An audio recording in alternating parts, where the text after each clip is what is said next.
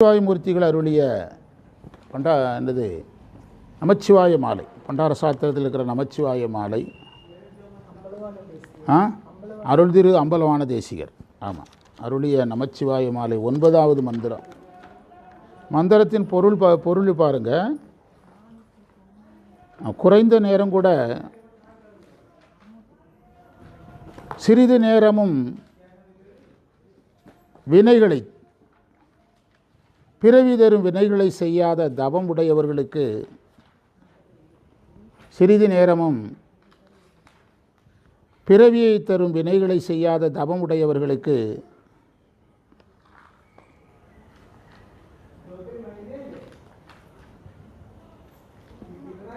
அவர்களிடத்தில் இறைவன் நிறைந்து விளங்குவான். அவங்களுக்கு ஒரு புக்கு கொடுங்க, அந்த லதா அவங்க புக்கு கொடுங்க. நீங்கள் திருவாவடுதுறையில் எழுந்தருளுக்கும் நமச்சிவாய மூர்த்தியே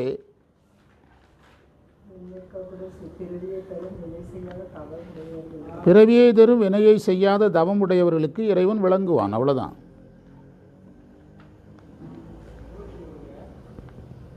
திருவாவடுதுறையில் எழுந்தருளியிருக்கும் நமச்சிவாய மூர்த்திகளே,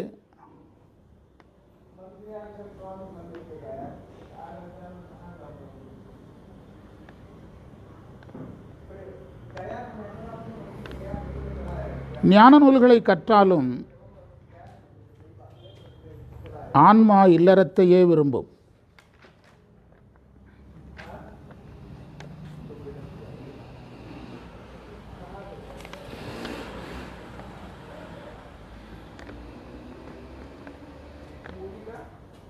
நான் தவத்தை அடைந்து உன் அருளை விரும்பி நிற்பது என்று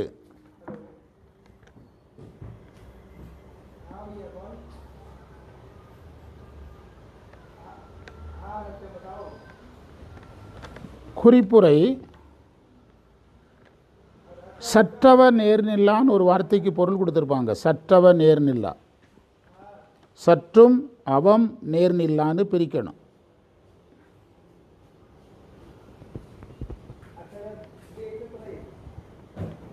அவம்னா சிவனை மறந்து செய்யும் செயல். சிவனை மறந்து செய்தாதான் பிறவிங்க. நல்வினையே, தீவினையை விட்டுருங்க, அது எப்படியும் பிறவியை தரும். நல்வினையை சிவனை மறந்து செஞ்சால் பிறவி ஆயிரும். யாரை மறந்து செய்யக்கூடாது? இது இறைவன் செயல் நினச்சி செய்யணும். ஆமாம். தினைத்தனை பொழுதும் மறந்து உய்வனோ, அப்பர் தேவாரத்தில் வருது. பனைக்கை மும்மத வேளம் உரித்தவன்கிற பதிகத்தில் தினைத்தனை பொழுதும் மறந்து உய்வனோங்கிறார்.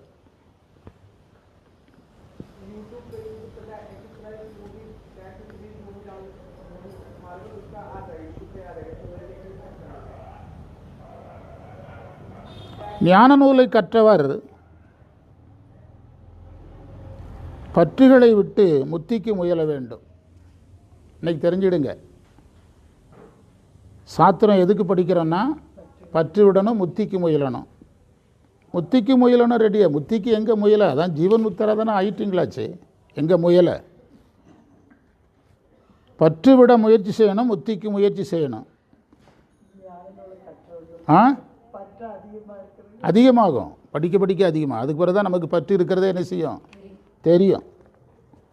வீட்டில் நம்ம காணாமல் போன ஒரு பொருளை தேடினா தான் இதுக்கு முந்தி காணாமல் போன பொருளெல்லாம் கிடைக்கும். அப்போ தான் காணாமல் போனதெல்லாம் தெரியும். ஆனால் கற்றும் பற்றுடையவராக இருத்தல்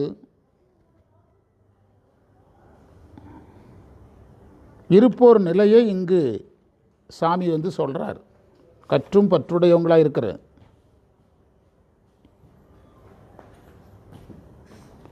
சம்பந்தர் தேவாரத்தில் ஒற்றுமை சேர்வதுங்கிற பதிகத்தில் கற்றவர் காய்வது காமனையேங்கிறார். ஞான நூலை படித்தா ஆசை கடவுள் இடத்துல பற்றுக்கூடாது.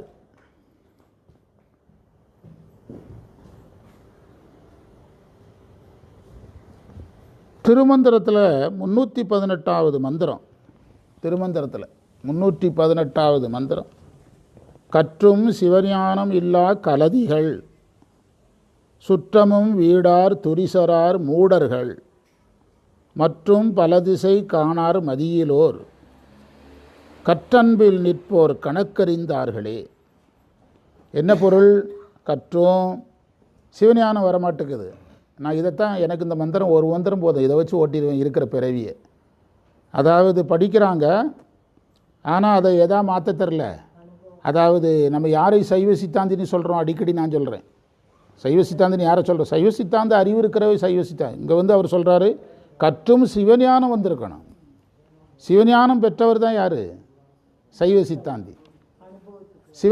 சிவஞான சைவ சித்தாந்த அறிவுடையவர் சைவ சித்தாந்த அறிஞர். சைவ சித்தாந்த அறிஞர் என்ன கேள்வி கேட்டாலும் பதில் சொல்லுவார். அதில் ஒரு சந்தேகம் வந்துச்சுன்னா சொல்லுவார். எனக்கு இன்றைக்கி ஒரு ஃபோன் வந்தது.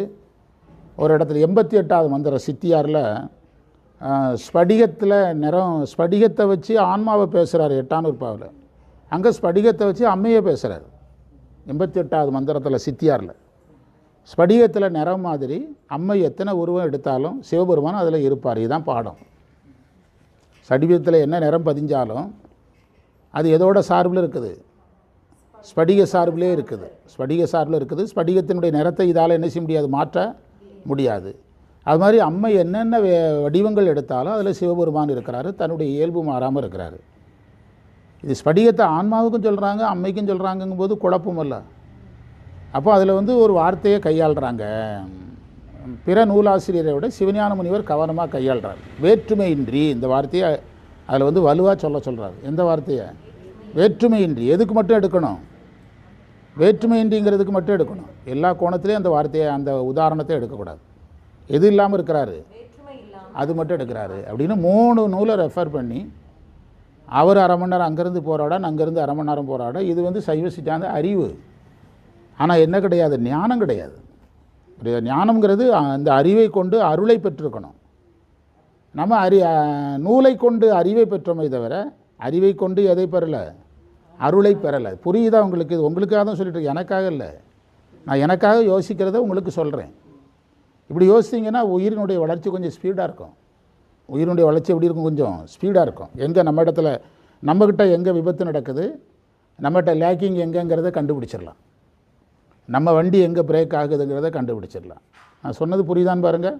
நூலை படித்து அறிவை வளர்க்குறோம், ஞானத்தை வளர்க்குறோம். அங்கே ஞானம் என்பது அறிவு. ஆனால் ஆக்சுவலாக அந்த அறிவை கொண்டு அருள் என்ற ஞானத்தை என்ன செய்யணும்? அடையணும். ஆனால் அங்கே போகிறவங்க வந்து லட்சத்தில் ஒருத்தர் கூட இல்லை. அதுதான் வந்து பிரேக் ஆகிற இடம். திருமூலர் சொல்கிறாரு, கற்றும் சிவஞானம் இல்லா கலதிகள் சுற்றமும் வீடார். வீடார்னா விடார்னு அர்த்தம். படிச்சிருக்கிறாங்க, சொந்தத்தை விடமாட்டுக்கிறாங்க. சராசரி மனிதனாகவே இருக்கிறாங்க. சொந்தத்தின் மேல் இருக்கக்கூடிய பற்றுகள் எல்லாம் அப்படியே இருக்குது. எல்லா சொந்தங்கள் மேல் உள்ள பற்று அப்படியே இருக்குது. ஆனால் அவர் வந்து கற்றிருக்கிறார் அப்படின்னா அறிவு தான் வந்திருக்குன்னு அர்த்தம். இப்போது அவருக்கு எது தெரியணும்? சிவம் முதன்மையாக தன்னுடைய சொந்த முதன்மையானால் அவர் உடனே சொல்ல ரெடியாக இருக்கணும். எனக்கு சிவம் தான் முதன்மைன்னு சொல்ல ரெடியாக இருக்கணும். எத்தனை பேர் ரெடி? ரெடினா எதுக்கு? சைவம் பண்ணுறதுக்கு பணம் சம்பாதிக்கிறாங்க. எதுக்கு 5000 கொடு 10,000 கொடுன்னு வாங்குகிறான், 2000 கொடு 5000 கொடு 10,000 கொடுன்னு ஏன் வாங்குகிறான்? அப்போ சைவம் பொருளாக மாறுதுங்கும் போதே அவங்களுக்கு என்ன வரல? அறிவும் வரல, அருளும் வரல, பற்றும் போகலை. இதுதான் பிரச்சனை. லேக்கிங் இடம் இது தான். மார்க் பண்ண வேண்டிய இடம் இது தான். துரிசரார் பாசமும் போகாதுன்ட்டார். மூடர்கள் முட்டாள்கள்ன்ட்டார். மற்றும் பல திசை காணார். யாத்திரைக்கு போகிறது கிடையாது. மதி இல்லோர் அவனை சுத்தமாக ஒரே வாரத்தில் அறிவு கட்டவேன்னு முடிச்சிருன்ட்டார். ஏன்னா இப்படி ஒரு மந்திரத்தையும் எழுதியிருக்கிறாரா திருமூலர்? 318 இருக்குது. சில நூல்களில் இல்லாமல் போயிருக்கோம், நம்ம படிக்காமல் கூட விட்டுருக்கலாம். ஞான நூல்களை கற்றும் ஆசைகளை விடாமல், குற்றங்களை விடாமல் இறைவனை நினைக்கிறது இல்லை நிறைய பேர். ஞான நூல்களை கற்ற ஆசையை விடணும். சைவர்கள் எந்த பாயிண்ட்டை ஏற்க மாட்டேங்கிறாங்க. நான் பேசி பார்த்த அளவில் கற்கணுங்கிறத ஏற்றுக்கிட்டுறாங்க. பிரதோஷத்துக்கு போகணும், படிக்கணும், சித்தாந்தம் படிக்கணும், திருமுறை படிக்கணும், பட்டம் வாங்கணும், தீக்க வாங்கணும், எல்லாம் வாங்கணுங்க. ஆனால் எந்த பஞ்சாயத்துக்கு மட்டும் வரக்கூடாது? அந்த பஞ்சாயத்துக்கு வரக்கூடாது. சைவர்கள் இதில் ரொம்ப ஸ்ட்ராங்காக இருக்காங்க. ஆனால் ஞானிகள் எதில் ஸ்ட்ராங்காக இருக்காங்க? இப்போ தான் படித்தோம். ஞானத்தை கற்பதே எதற்காகத்தான்? பற்று விட்டு அருளை பெற. சும்மா அருள் பெற முடியாது. எதை விட்டு தான்? விட்டு தான் அருளை பெற முடியும். இப்போ இதுக்கு முந்தின பதிவில் இருக்குது, எதற்கு திருவாசகத்துக்கு எடுத்த பதிவில் இருக்குது. பற்று விட்டு தான் என்ன செய்ய முடியும்? அருளை பெற முடியும். அதை இதில் சொல்கிறார். அடுத்து ஒரே வரியில் கற்றல் பின் நிற்போர் கணக்கறிந்தார்களே. அந்த கடைசி வரி எதுன்னா சரியாக படித்து சரியான பாதையில் நிற்கிறவங்கள சொல்கிறார்.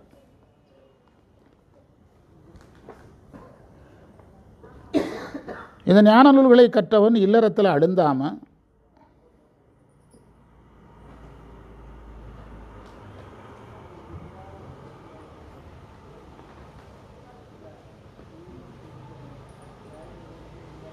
அதுக்கு உதாரணம் சொல்லியிருக்கிறாங்க பாருங்கள். நீங்களே படிச்சுக்கிடுங்க, அந்த திருமந்திரத்துக்கு கீழே பாருங்கள். ஆனால் நான் சொல்லியிருக்கிறதெல்லாம் அந்த உரையாசிரியர் சொல்கிறார், மேலே சொன்னது எதையும் கடைப்பிடிக்காத ஒருவன் யாருக்கு சமம்னா வெறும் கல்வியாளன். அதற்கு என்ன உதாரணம்னா அந்த உதாரணமெல்லாம் அதிலே கொடுத்துருக்குறாங்க. சராசரி உலகியல் உதாரணங்கள் எல்லாம் கொடுத்துருக்காங்க. கீழே பாருங்கள், அவ்வை பிராட்டியார் என்ன சொல்கிறாங்க? 30ஆம் ஆண்டளவில் மூன்றற்று ஒரு பொருளை தப்பாமல் தன்னுள் பெறானாயின் செப்புங் கலையளவே ஆகுமாம். பார்த்தீங்களா? காரிகையார் தங்கள் முகையளவே ஆகுமாம் மூப்பு என்று ஔவையார் நல்வழிங்கிற நூலில் ஔவையார் சொல்கிறாங்க. குறைந்த அது அந்த மந்திரத்தின் பொருள் என்னென்னா, மிக குறைந்த வயதுக்குள்ளேயே பற்றுகளை விட்டுறணும்.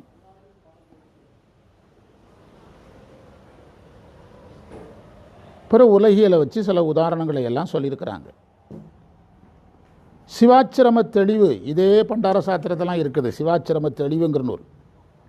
கற்றும் பொய் வஞ்சமதை காமுறுவார் நூலதனை உற்றும் உராதார் என்று ஓர்.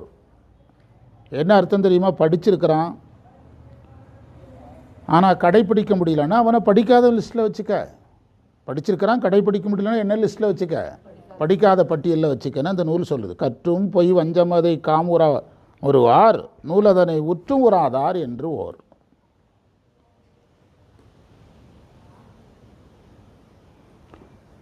எனவே அருள் நூலை படித்தவர்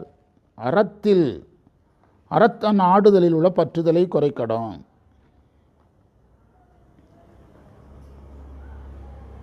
சிவனெறி நின்று தவநெறி நின்று அருளை மற்றும் நாடணும்.